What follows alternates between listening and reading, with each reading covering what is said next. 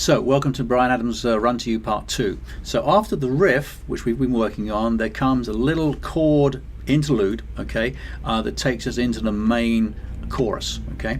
And the chords we need for that are going to be a C-shaped chord, a D-shaped chord, a B minor 7 shaped chord. Now the reason I'm saying shape chord is because although this is a C chord shape, because I have my capo here on the 2nd fret, the notes I'm playing make it a D chord. Okay, so this is a C chord shape.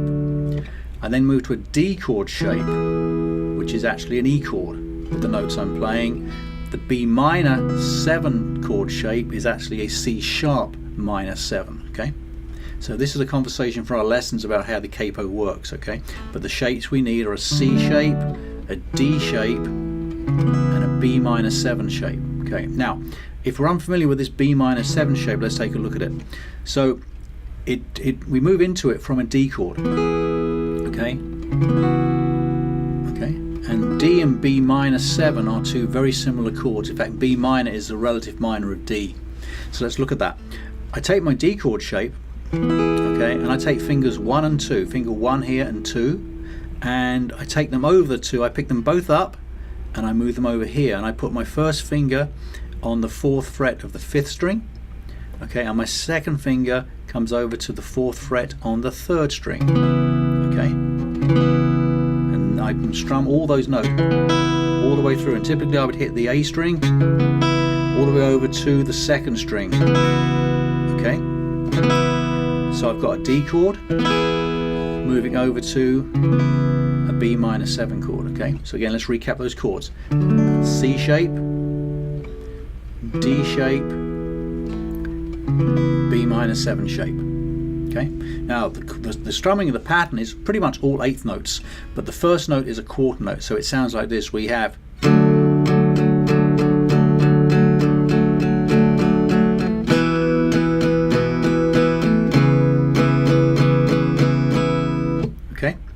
so you can hear the first note is a 1, okay, and after that we have 1, 2 and 3 and 4 and 1 and 2 and 3 and 4 and D, 1, 2 and 3 and 4 and B minor 7, 1, 2 and 3 and 4 and. So what we have is we've got 2 bars, 2 counts of 4 on the C-shaped chord, 1 count of 4 on the D-shaped chord, 1 count of 4 on the B minor 7 shaped chord.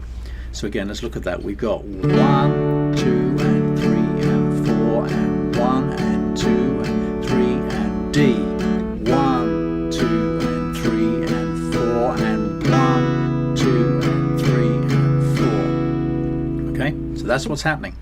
Now what I would also do in addition to that is to, rather than strumming the strings nice open, okay, if I'm playing this on an electric or an acoustic, I'm going to palm mute my string. So I'm going to take my picking hand here and gently rest the inside of my wrist here on the strings of the guitar here, just above the bridge. So with my palm rested, if I do that pattern, you get 1, 2 and 3 and 4 and 1 and 2, 3 and D, 1, 2 and 3 and 4 and 1, 2 and 3 and 4 and. Okay, so it's a little different effect. So we get 1, 2 and 3 and 4 and 2 and 3 and D and 1, 2 and 3 and 4 and 1, 2 and 3 and 4 and. Okay, for extra effect, for a little bit more advanced way of looking at this, when we hit the first note, 1, 2 and 3, we can hit the first beat with the chord open, 1, and then we go straight to the muting, 1, 2 and 3 and 4 and. Okay, so that's something else we could practice, 1, 2 and 3 and 4 and. Same when we get to the D chord, 1, 2 and 3 and 4, and all I'm doing is letting that chord ring and bringing my hand down. Okay, so let's go through this slowly. Okay, so we're going to count into the C chord. We'll count 1, 2, 3, 4, and 1, 2 and 3 and 4 and 1, 2 and 3 and 4 D, 1, 2 and 3 and 4 and B minor 7, 2 and These are all downstrokes, okay? So again, let's do this again. 2, 3, 4, and 1, 2, and 3, and 4, and 1, and 2, and 3, and 4, and D, 2, and 3, 4, and B minor 7, 2, and 3, and 4, and that's what we get. Okay, so it's a speed you would have 2, 3, 4.